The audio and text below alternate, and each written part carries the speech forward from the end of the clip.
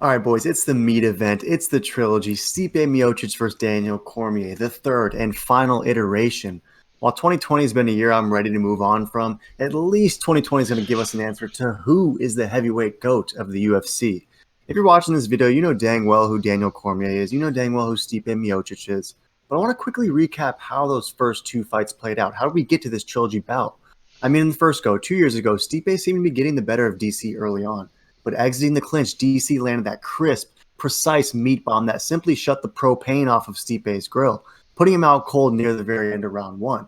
DC gets the finish in fight one, but the second fight, almost a year ago to this day, was playing out in an equal but opposite way. I mean, in this one, it was DC who was absolutely seasoning Stipe on the feet for a solid 3 rounds, actually. But Stipe received the corner advice he apparently needed, snapped out of it, adjusted his strategy, started targeting and hammering DC with those beautiful body shots. I mean, he landed like double-digit unanswered shots that simply sucked the life out of DC, put him straight to the meat, and Stipe was able to put him away with strikes. It was truly a gritty comeback performance.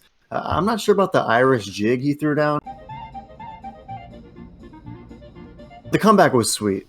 It's the perfect trilogy fight because of how even this matchup is, especially when analyzing the totality of action they've given us so far and how those fights played out. It's just so even.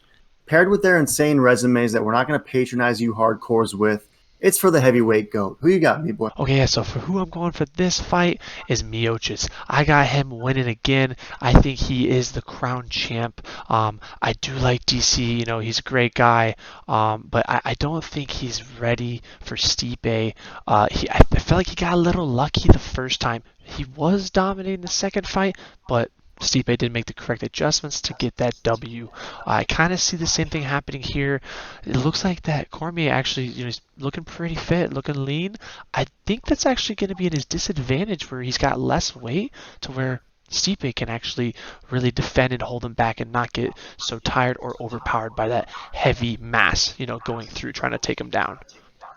Yeah, it's interesting you mentioned the weight difference. I mean, the last time they fought, DC came in at 246 pounds. At weigh-ins today, he came in at 236 pounds. So 10 pounds lighter. I tend to think that that's going to be a good thing for DC. I think as a long wrestler, I mean, he's an Olympic guy. I think that that's going to be helpful for him. I think it's going to add to his cardio advantage. I don't see him fatiguing in this fight. I thought that those body shots really sucked the life out of him in that last fight, and I think coming in 10 pounds less, I see that as a wrestler being in a little bit better shape this time around. How I see this one is DC's come in focused. He had no distractions of coaching the high school wrestling team with all that's ongoing right now. He had less distraction traveling and commentating. Like we know he does the show with Helwani, but he does it from the comfort of his home. It does appear. I just think he's coming in with a singularity of focus, and he's going to get the job done in this trilogy bout. He mentioned DC that wrestling was going to play more of a role in this third fight. He said he's going back to his roots. He's going back to what got him here, and he's taking down Stipe and controlling him.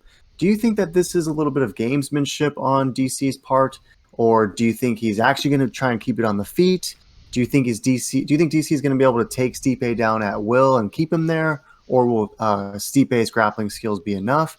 How does the wrestling play a role in this third fight? Because to be honest, it hasn't played the biggest role in the action to date. So what's the role of wrestling in this one?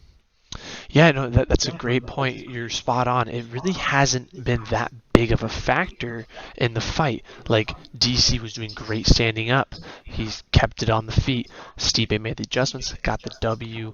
And even when DC got him to the ground, he did have one nice round from what I remember, but it wasn't, ground and pound the whole time. And he might try it because we got to remember this is a 4 foot shorter Mm. octagon. That's definitely going to play in DC's favor if he's really going to try the wrestling tactic. But Stipe is such a high wrestler. I think people are sleeping on him. I mean, he took down DC the Olympian, right? Like he took him down the first fight pretty easily, it seemed. And I think he's going to be well prepared. He knows he's coming for that, and I think Stipe is going to get the finish.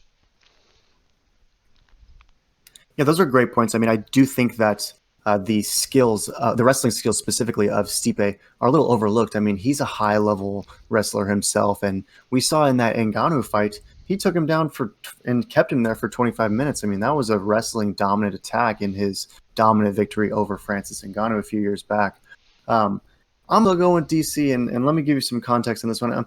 I'm a sucker for a good story. I mean, Chael Sonnen might describe me as a mark. Okay, like I wouldn't part with my money on this one just because I think it's so even. But DC's been talking about the Michael Jordan comparison, the Peyton Manning comparison of these champions going out on top. Um, I'm a sucker for a good story. I think DC finds a way to get it done, but it's one of those fights where it's well possible that DC loses his final fight in an empty arena and heartbreakingly looks like this. Meat's got Stipe. Your boys got DC. Who's the GOAT? Tune in with us tomorrow for UFC 252 Meat Event. Meat Boys. We're out.